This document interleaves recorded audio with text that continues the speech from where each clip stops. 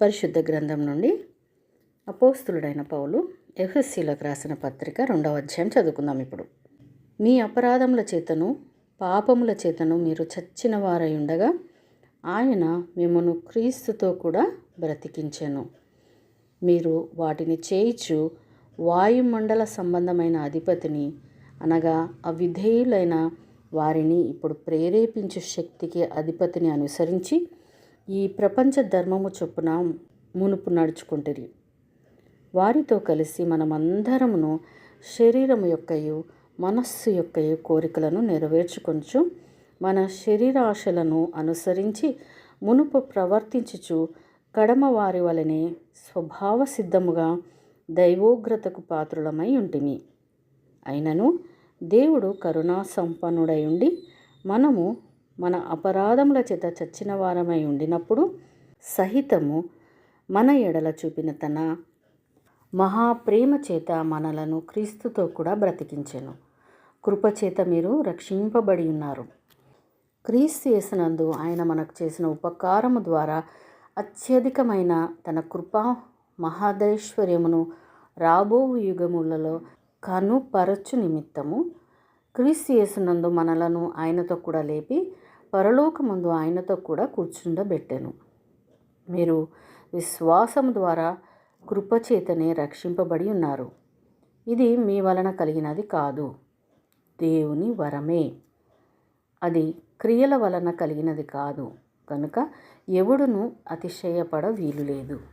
మరియు వాటి యందు మనము నడుచుకొనవలెనని దేవుడు ముందుగా స్థిరపరిచిన సత్క్రియలు చేయుటకై మనము క్రీస్తు యేసునందు సృష్టింపబడిన వారమై ఆయన చేసిన పని అయి ఉన్నాము.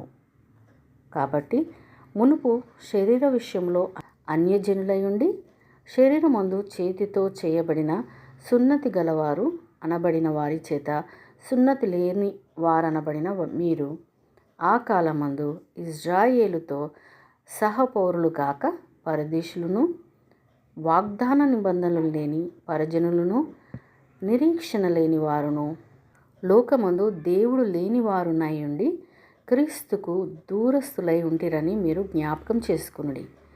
అయినను మునుపు దూరస్తులైన మీరు ఇప్పుడు క్రీస్తు యేసునందు క్రీస్తు రక్తం వలన సమీపస్తులై ఉన్నారు. ఆయన మన సమాధానమయ్యుండి మీకును మాకును ఉండిన ద్వేషమును అనగా విధిరూపకమైన ఆజ్ఞలు గల ధర్మశాస్త్రమును తన శరీరమందు కొట్టివేటు చేత మధ్యగూడను పడగొట్టి మన ఉభయులను ఏకము చేసెను. ఇట్లు సంధి చేయుచు ఈ ఇద్దరిని తన యందు ఒక నూతన పురుషునిగా సృష్టించి తన శిలువ వలన ఆ ద్వేషమును సంహరించి దాని ద్వారా వీరిద్దరిని ఏక శరీరముగా చేసి దేవునితో సమాధానపరచవలనని ఇలాగు చేసెను గనక ఆయనయే మనకు సమాధాన కారకుడై ఉన్నాడు. మరియు ఆయన వచ్చి దూరస్థులైన మీకును సమీపస్థులైన వారికిని సమాధాన సువార్తను ప్రకటించెను. ఆయన ద్వారానే మనము ఉభయులము ఒక్క ఆత్మయందు తండ్రి సన్నిధికి చేరగలిగి ఉన్నాము. కాబట్టి మీరిక మీదట పరజనులను పరదేశులునై ఉండక పరిశుద్ధులతో ఏక పట్టణస్థులను దేవుని ఇంటివారును అయ్యున్నారు. క్రీస్తు యేసే ముఖ్యమైన మూలరాయి అయి ఉండగా అపోస్తులను ప్రవక్తులను వేసిన పునాది మీద మీరు కట్టబడి ఉన్నారు. ప్రతి కట్టడమును ఆయనలో చక్కగా అమర్చబడి ప్రభువునందు పరిశుద్ధమైన దేవాలయ మగుటకు వృద్ధి పొందుచున్నాము. ఆయనలో మీరు కూడా ఆత్మ మూలముగా దేవునికి నివాస స్థలమై ఉండుటకు కట్టబడుచున్నారు. దేవుడు తన పరిశుద్ధ వాక్యమును మనందరి వినికిడిలో ఫలింప చేయునుగాక. ఆమేన్.